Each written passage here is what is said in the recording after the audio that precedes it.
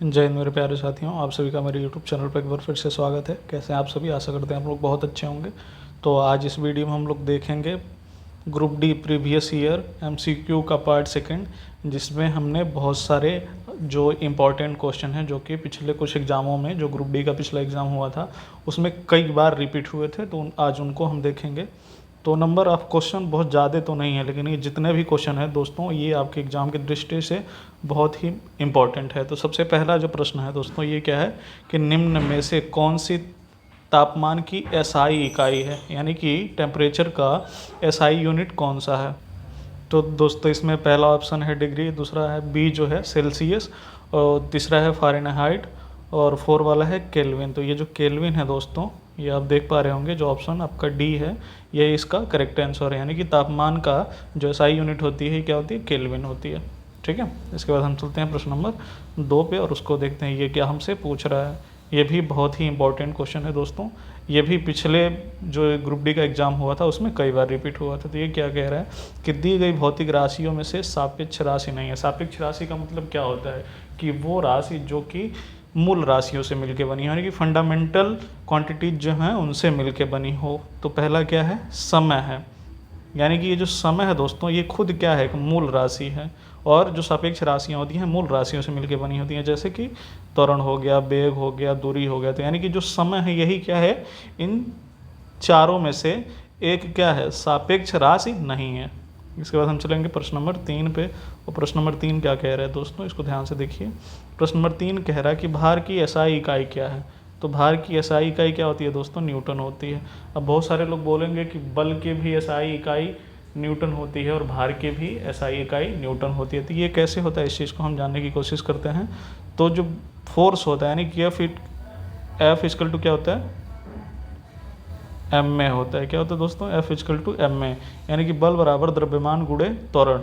और जो डब्लू होता है दोस्तों, यानी कि भार, ये भी क्या होता है, एम जी। बस इन दोनों में अंतर क्या होता है, यहाँ पे क्या होता है तो सिंपल त्वरण होता है, और यहाँ पे क्या होता है, गुरुत्वीय त्वरण होता है।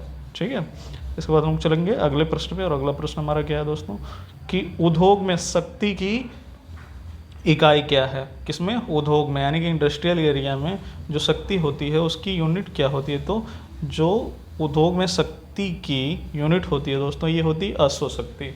और एक अश्व शक्ति में 746 वाट होते हैं। इसी को हम कहते हैं हार्स पावर, यानी कि एक हार्स पावर बराबर 746 वाट। इसके बाद हम चलेंगे अगले प्रश्न पे। और अगला प्रश्न क्या कह रहा है दोस्तों, कि आवेग का मात्रक है। आवेग का मात्रक क्या होता है दोस्तों, आवेग का मात्रक होता है न्यूटन सेकेंड। क्या होता है दोस्तों, न्यूटन सेकेंड। ठीक है, ये तो था हमारा प्रश्न नंबर 5। इसके बाद चलेंगे हम लोग प्रश्न नंबर 6 पे। तो ये दोस्तों जितने भी आपके प्रश्न हैं ये बहुत ही इम्पोर्टेंट प्रश्न हैं। क्या है ये, बहुत ही इम्पोर्टेंट, बहुत ही महत्वपूर्ण प्रश्न है। ठीक है, तो अगर आपको अपनी तैयारी को परखना है तो इन प्रश्नों को आप ज़रूर देखिए। और ये जो सीरीज में चला रहा हूँ दोस्तों, इसमें मैं डेली 10 या 5 प्रश्नों को ऐसे डिस्कस करके बाकायदा एक्सप्लेन करके मैं यूट्यूब पे अपलोड करूँगा। तो ये आपके एग्ज़ाम की दृष्टि से बहुत ही महत्वपूर्ण सीरीज होने वाली है।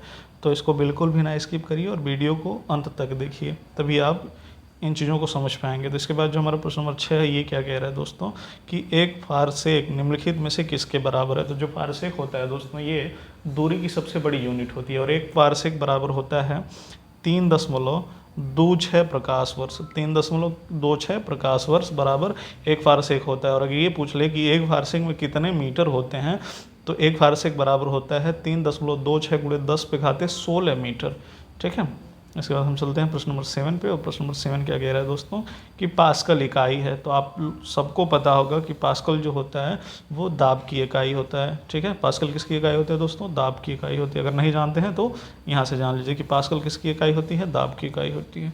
ठीक है, इसके बाद चलते हैं हम लोग प्रश्न नंबर 8 पे। और प्रश्न नंबर देखते हैं 8 क्या कह रहा है। ये क्या कह रहा है कि पारसेक इकाई है। पारसेक क्या किसकी इकाई है, दूरी की। पारसेक अभी मैंने बताया कि एक पारसेक में कितने प्रकाश वर्ष होते हैं, तो 3.26, तो वही पूछ रहा है कि पारसेक किसकी इकाई है, दूरी की, और ये दूरी की सबसे बड़ी यूनिट है। तो दोस्तों ये वीडियो हम यहीं पे ख़त्म करते हैं। आई थिंक इस वीडियो से आप लोग बहुत कुछ सीखेंगे। अगर ये वीडियो हमारी आपको पसंद आती है तो इसको लाइक करिए, और भी इसी तरह की वीडियो देखने के लिए हमारे चैनल को सब्सक्राइब करिए, और जितने भी आपके दोस्त जो कि ग्रुप डी की तैयारी कर रहे हैं उनके पास ये वीडियो ज़रूर शेयर करिए। धन्यवाद।